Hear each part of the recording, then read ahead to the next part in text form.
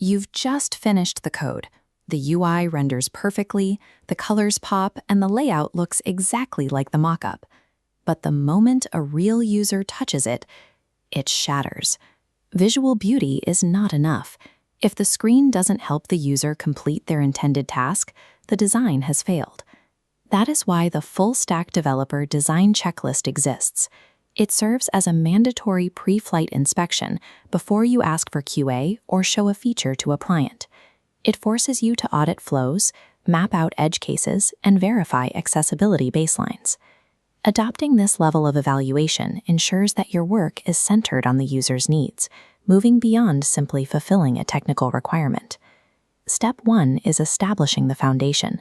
Before checking a single button placement, you have to know exactly who the user is and precisely what problem this specific screen solves for them. Once you know the goal, you trace the primary route. You need to map the main flow from the very first entry point all the way through to a successful task completion. But the ideal path is rarely the only one taken. If a user cancels an action or an error forces them backward, they need a clear exit. A screen without planned alternate routes is a trap.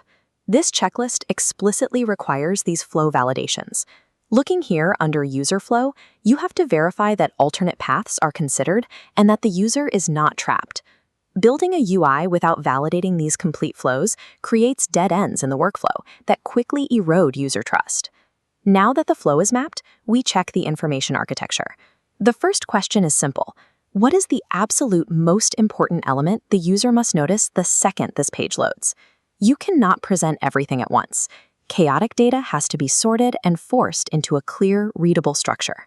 The primary actions need to command visual attention, while secondary, less frequent actions must pull back into the background. This logic applies heavily to forms. The checklist forces you to audit every single input.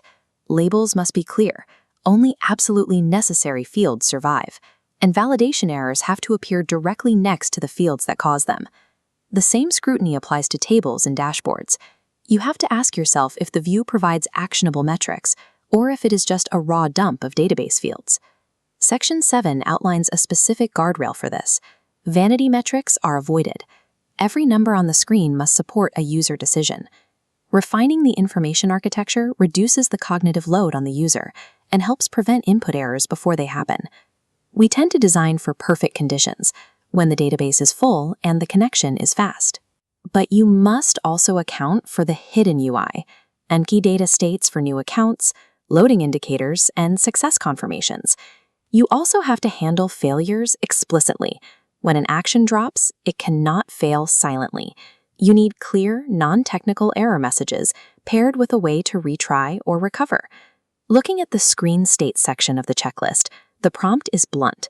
What does the user see when something fails? Every state must guide the next action. Next is the accessibility baseline. A core test here is verifying if the main flow can be completed entirely through keyboard navigation, without ever touching a mouse. Every press of the tab key or spacebar needs to provide clear visual focus, ensuring interactive elements are accessible to all users. This hidden UI is your safety net. It catches the user the exact moment the happy path breaks and gets them back on track. If your feature incorporates an LLM, the rules expand. The user must clearly know when AI is generating a suggestion versus when they are looking at standard system data. Section 11 outlines the AI checks. The most important safeguard is listed right here. AI does not silently make important decisions.